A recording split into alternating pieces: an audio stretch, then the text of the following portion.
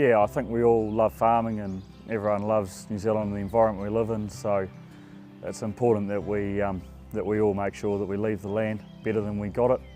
We are proud third generation sheep and beef farmers. We are changing with the times and want to carry on the legacy of our forefathers of being good producers of stock and carers of the land for the next generation. Just as farmers across the world, New Zealand farmers strive to maximize the potential of the land and act as stewards of the land.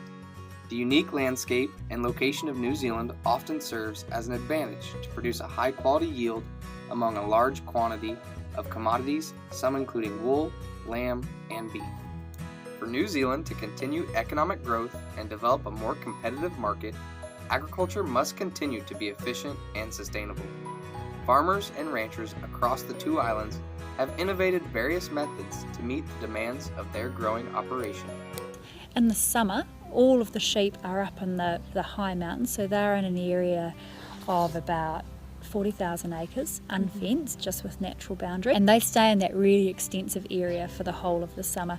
And what happens during that time, we have reasonably reliable summer rainfall, and so the grass will keep growing at all the lower altitude areas that have been improved.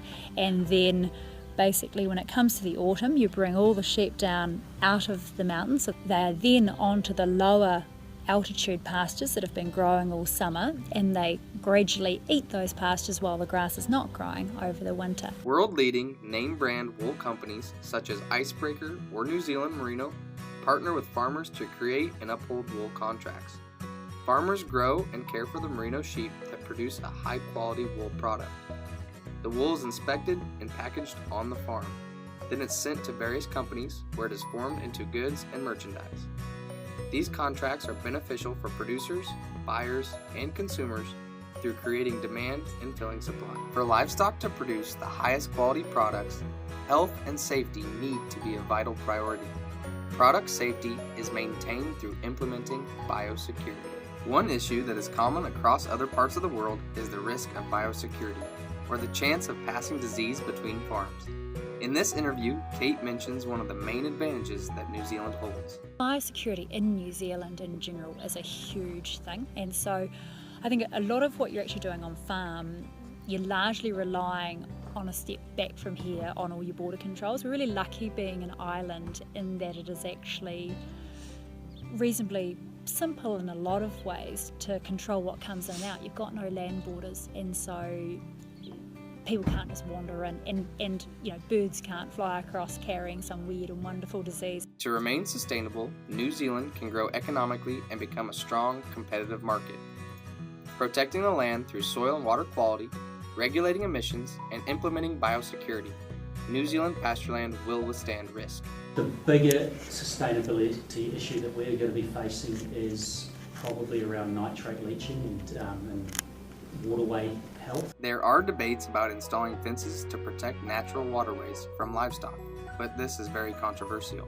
We have a very, very low stocking rate, and the rivers, because of the extensive nature of the property, the rivers are used for water for the animals. So we don't have reticulated water systems over 100,000 acres. Stocking rate per acre and per hectare, there might be, at our highest stocking rate for our cows, there might be one cow has 1.8 hectares of land.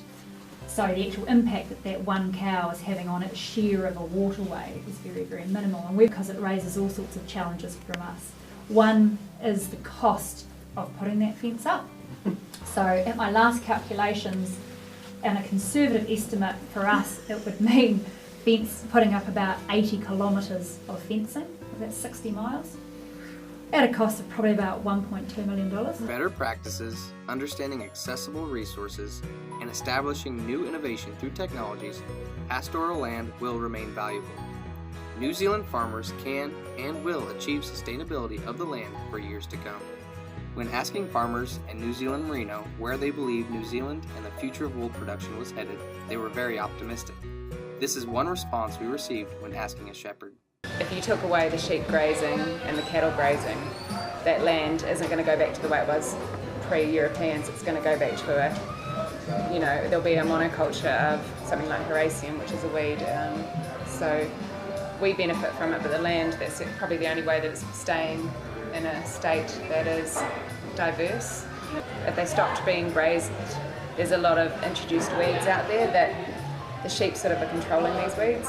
And the way we farm, the sheep do well off that. You know, we don't need to. The crops that we make on farm, as well as them grazing, that allows us to produce these great sheep. When visiting with New Zealand Trade and Enterprise, Simon Hearsey stated that it is a challenge for New Zealand because of its obscene location and small landscape. But at the same time, they have learned to make it an advantage.